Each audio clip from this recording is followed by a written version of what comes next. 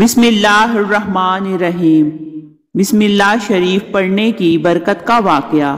کہا جاتا ہے کہ کسی علاقے میں قحط سالی پیدا ہو گئی۔ اس قحط سالی کی لپیٹ میں نہ صرف انسان بلکہ چرند پرند سب اس کا شکار ہو گئے۔ مویشی مالکان بے حد پریشان تھے۔ اس دوران ایک مسجد کے مولوی نے جمعہ کے خطبے میں نہایت یقین کے ساتھ یہ بات بتائی کہ اللہ کا نام لے کر یعنی بسم اللہ شریف پڑھ کر دریا کو حکم دیا جائے تو وہ بھی نافرمانی نہیں کرتا۔ خطبہ سننے والوں میں ایک چرواہا بھی موجود تھا۔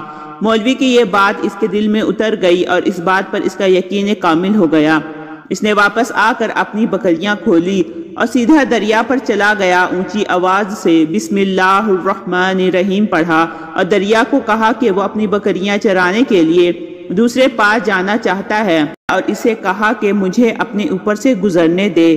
یہ کہہ کر اس نے اپنی بکریوں کو لیا اور دریا پر چلتا ہوا دریا پار کر گیا۔ دریا کی دوسری طرف کا علاقہ گھاس سے بھرا پڑا تھا۔ درختوں کے پتے بھی سلامت تھے کیونکہ کسی کو بھی یہاں تک آنے کی رسائی نہیں تھی۔ اس نے خوب اچھی طرح اپنی بکریوں کو چرایا اور واپس لوٹ آیا۔ پھر اس کا یہ معمول بن گیا کہ وہ بکریوں کو پار چھوڑ کر واپس آ جاتا اور شام کو جا کر بکریاں واپس لے آتا۔ اس کی بکریوں کا وزن دگنا چگنا ہو گیا۔ لوگ چونک گئے اور اسے پوچھا کہ وہ اپنی بکریوں کو کیا کھلاتا ہے۔ وہ سیدھا سادہ اور صاف دل نوجوان تھا۔ اس نے صاف صاف بات بتا دی کہ جناب میں تو بسم اللہ الرحمن الرحیم پڑھ کر دریا پر چل کر اپنی بکریاں دوسری طرف چرانے کے لیے لے جاتا ہوں۔ یہ بات سب نے سنی مگر کسی نے اس چرواہے کی بات پر یقین نہیں کیا کہ یہ ناقابل یقین بات تھی، مگر بات ہوتے ہوتے مولوی صاحب کے پاس پہنچ گئی۔ مولوی صاحب نے اس چرواہے کو بلایا اور سارا ماجرا پوچھا۔ اس چرواہے نے مولوی صاحب کو ہی حوالہ بنا لیا کہ مولوی صاحب میں تو آپ کا شکریہ ادا کرنے والا تھا۔ آپ نے جمعہ کے خطبے میں جو نسخہ بتایا تھا کہ بسم اللہ کہہ کر دریا کو بھی حکم دو تو وہ بھی انکار نہیں کرتا، تو بس آپ کے نسخے پر ہی عمل کر رہا ہوں۔ مولوی صاحب حیرت سے اس کے چہرے کو دیکھتے رہے۔ مولوی صاحب نے کہا بھائی صاحب ایسی باتیں تو ہم ہر جمعہ میں کرتے ہیں، فقط ان کا مقصد لوگوں کا ایمان بنانا ہوتا ہے، مگر بکریوں والا ڈٹا رہا کہ میں تو بس بسم اللہ کہہ کر پانی پر چلتا ہوں اور بکریوں سمیت پانی پار چلا جاتا ہوں۔ آخر کار مولوی صاحب نے صبح خود یہ تجربہ کرنے کی ٹھانی، جسے دیکھنے چرواہے سمیت پورا علاقہ بھی آ گیا۔ مجمع زیادہ تھا۔ مولوی صاحب نے ایک دو بار سوچا کہ انکار کر دوں کہ کہیں ڈوب نہ جاؤں، مگر وہ جو مولوی صاحب کو کندھے پر اٹھا کر لائے تھے اب وہ بھی جوش و جذبے سے اللہ اکبر کے نعرے لگا رہے تھے اور مولوی صاحب کے حق میں تعریفیں کر رہے تھے۔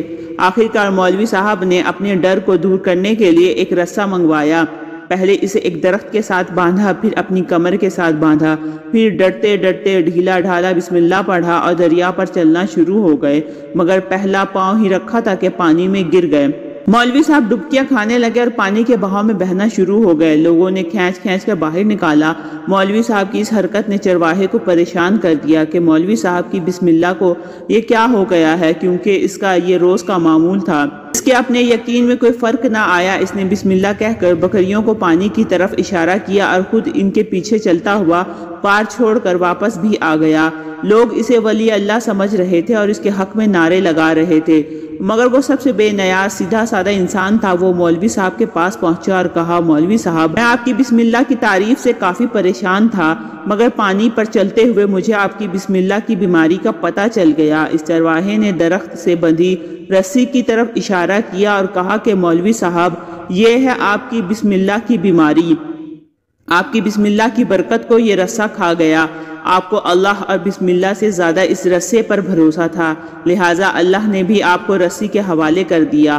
پھر کہنے لگا مولوی صاحب آپ بھی کمال کرتے ہو، میں نے آپ کے منہ سے سنا اور یقین کر لیا اور میرے اللہ نے میرے یقین کی لاج رکھ لی، مگر آپ نے اللہ کا کلام سنا مگر یقین نہیں کیا، لہٰذا آپ کو اللہ نے رسوا کر دیا۔ پیارے دوستو یہی کچھ حال آج کل ہمارا بھی ہے اور ہماری نمازوں اور ہماری دعاؤں کا حال بھی یقین سے خالی ہے۔ اس طرح کی مزید انفارمیٹیو ویڈیو کے لیے میرے چینل کو لائک اور سبسکرائب کریں۔ ملتے ہیں نیکسٹ ویڈیو میں، رکھیے گا اپنا بہت سا خیال۔ اللہ حافظ۔